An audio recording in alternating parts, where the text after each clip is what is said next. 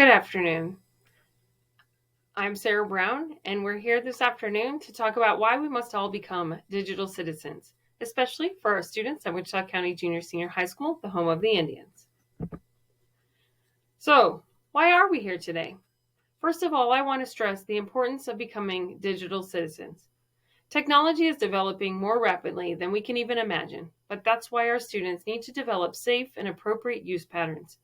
Students are exposed to technology on mobile devices, computers, gaming systems, and through social media. But all of this technology can make students vulnerable, so learning responsible usage is critical. Being a good citizen in society mirrors being a good digital citizen, and students should be expected to be helpful to others, follow rules, inform adults about danger, and be responsible for their actions.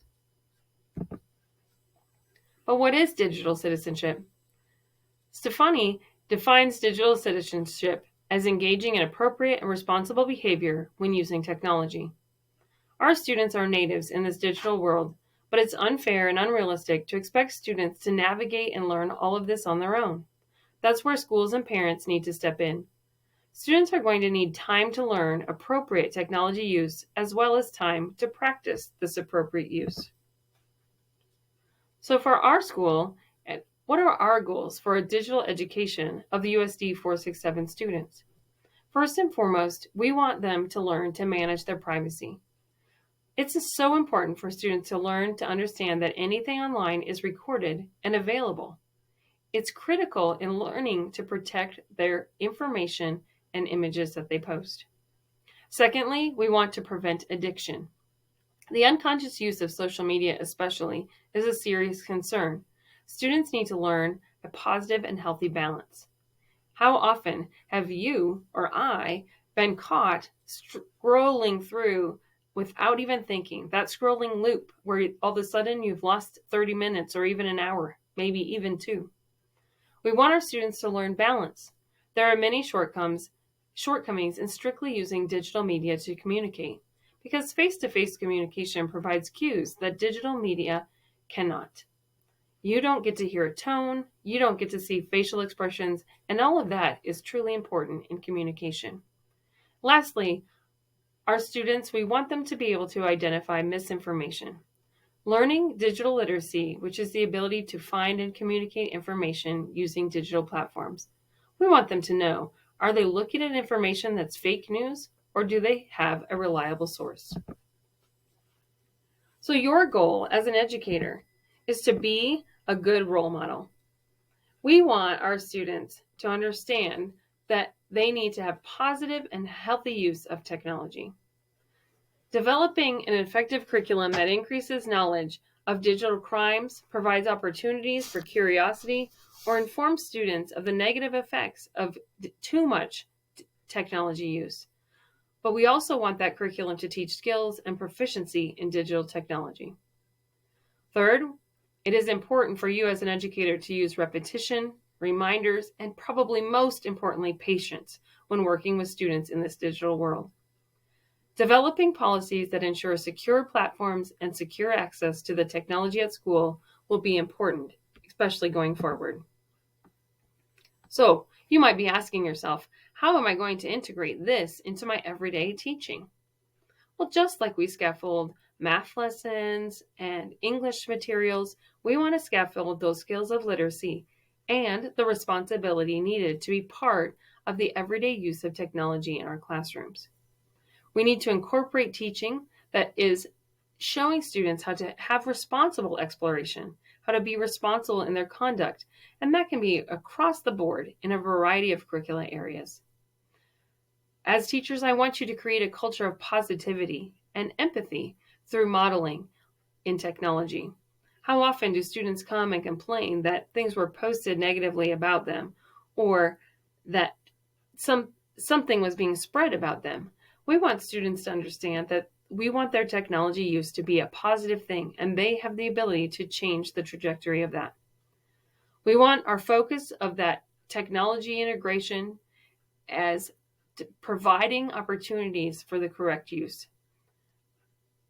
We want students to create a balance. There's so much out there, so much research that shows too much time on technology can cause a decrease in academic achievement. And a lot of that goes back to that unconscious use, that perpetual scrolling loop.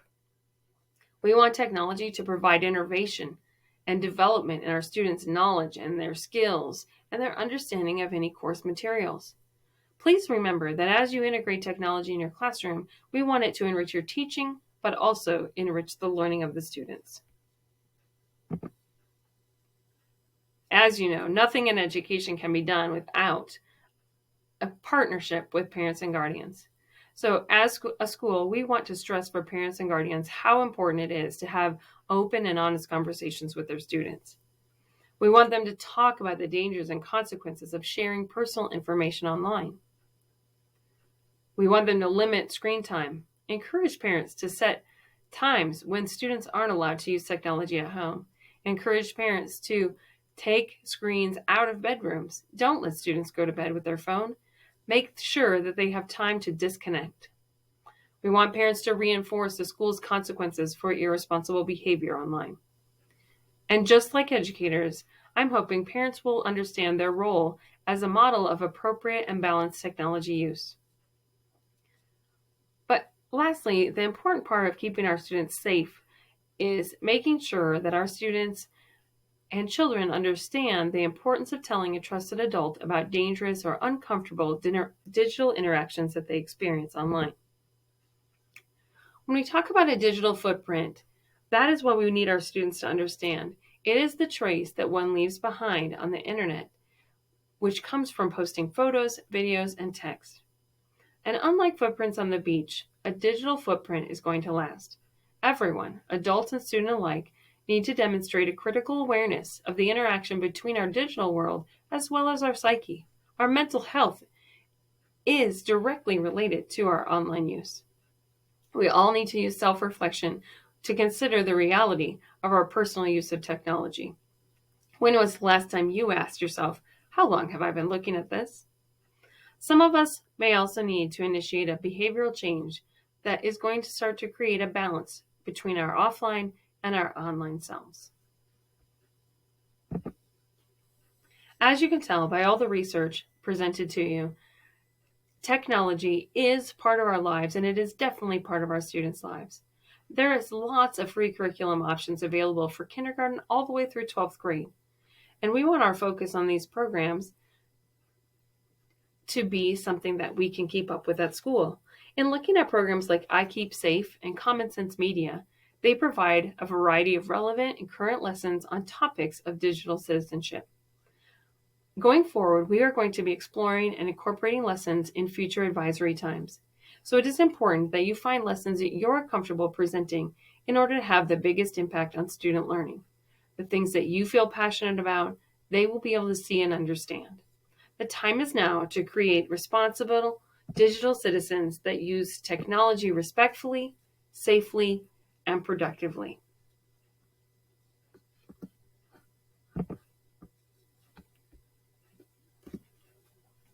As you can see, this assignment demonstrates a direct correlation between communicating and cultivating professional dispositions in the support of digital citizenship.